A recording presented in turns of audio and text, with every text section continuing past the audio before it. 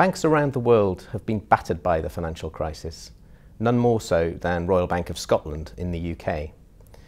I'm here with Sir Philip Hampton, Chairman of RBS, to talk about the future environment for banks and RBS's place in that. Sir Philip, thanks very much for making the time to talk to us. Good to be here. RBS is 82% owned by the government in the UK after its bailout following the first flush of the financial crisis. The key question I think a lot of people would want to know is, how can that stake be returned to the private sector? You need to provide potential investors with an equity story. What is that equity story? Well, the first principle, I think, of any bank, which is a principle that people forgot about for a long period of time, is that they need to be strong, sound, lasting businesses, basically, and that starts in a bank's case with the balance sheet. Get the balance sheet right in a bank and you've got potentially a great business. Get it wrong and you've got potentially a disaster. Of course, that's what we've seen most conspicuously in recent years, and most conspicuous indeed at RBS. So we have been starting with the basics of getting the balance sheet straight. So we've completely recapitalised ourselves. We've got a completely different funding structure.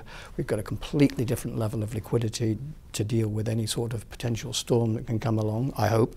And I think the balance sheet work has been absolutely fantastic from the management team in the last few years. And that work isn't done, but I think the back is broken. Then we've got the question, which we still have, and there's a longer term game of how we really restore profitability in this business. We don't have a favourable background in many of our markets because growth in most of our major markets will be relatively subdued for a while. We are basically a European and North American bank, and we have relatively limited exposures to emerging markets, but we've got great franchises in those markets. So we need to do what we can on the revenue line, though I admit that's going to be tough. There's a lot more we can do on the costs and efficiency. We've got to significantly improve our levels of efficiency in this bank.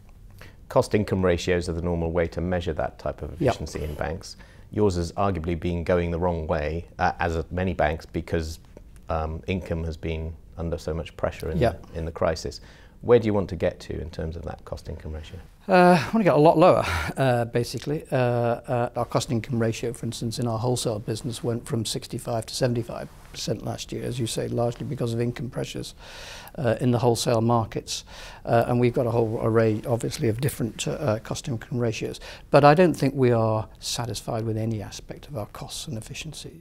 Despite some people's scepticism about the equity story at RBS and how quickly that can be put in place, there have been exploratory talks that have taken place with some potential buyers. In principle, what needs to happen over the coming months to allow any investor to come in at all? There are, for example, some of restrictions around the payment of dividends through some of the bailout terms that were imposed by Brussels.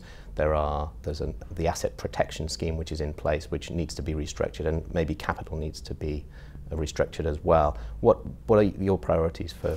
Well, I think the backdrop to investor interest in banking still is the massive uncertainty in relation to the Eurozone, and obviously that impacts us significantly, but is also completely outside our control. So I think some political resolution to some of the uncertainties in the Eurozone is absolutely fundamental.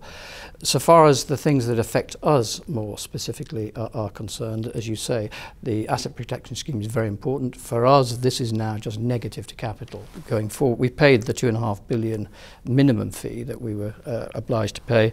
Going forward, it costs us £500 million a year. We believe it confers no benefit whatsoever on the business because the chances of us making an effective claim are close to zero.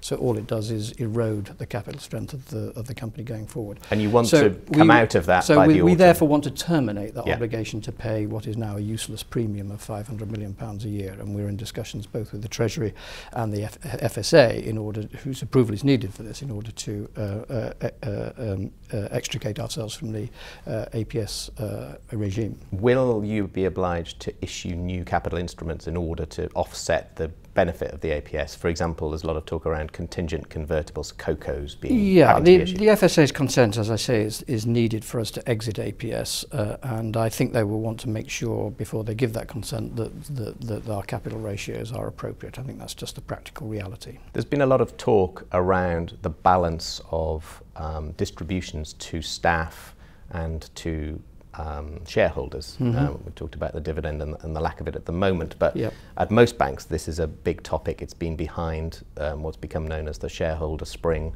And arguably RBS was one of the first banks to start that movement in a sense, because there was a lot of hoo-ha around Stephen Hester, the chief executive's planned bonus. Next year, how do you get to the point where you avoid that kind of backlash?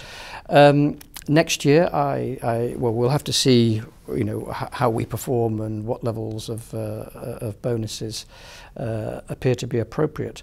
But I still think that next year this will be a difficult issue to deal with. It's difficult. It's difficult inherently because we are in an industry which pays people pretty well. And yet we are still struggling as a business. But if you want top people to struggle with this business, you probably have to pay the market rate. You suggested, though, in the wake of that row, that the concept of an annual bonus may be something you need to do away with. We certainly recognise that an annual bonus is a very, very difficult thing to go through. But on the other hand, if you withdraw an annual bonus from the potential compensation arrangements for somebody like Stephen Hester, it's quite difficult to make up the total package through some other mechanism. So we haven't finished our thinking on this, and it may well be that some new ideas can emerge, but there's nothing obvious, I have to confess. As you alluded to earlier, the Eurozone is the big macro question that's facing banks around the world, really. What concerns you the most? You're obviously directly implicated in terms of your Irish exposure, which is still significant. You have a subsidiary, Ulster Bank, which is a big lender in that country. Are you through the worst of it, or is it still, could it still get worse? We still expect to take further impairments on Ireland. It's basically, we did what the other Irish banks did, which is just overdose on Irish property. And Irish property values have collapsed, and we picked up huge impairments as a result of that. It's 11 billion or so, 11, 12 billion impairments so far that we've taken in Ireland, and we've put 6 billion or so of new capital into Ulster Bank. I mean, it's been the single thing in our plans that were laid out 3 years ago which has most troubled us. We simply didn't expect the scale of problems in Ireland that we have subsequently experienced. Sir Philip, thank you very much for your time. Okay, thank you, Patrick.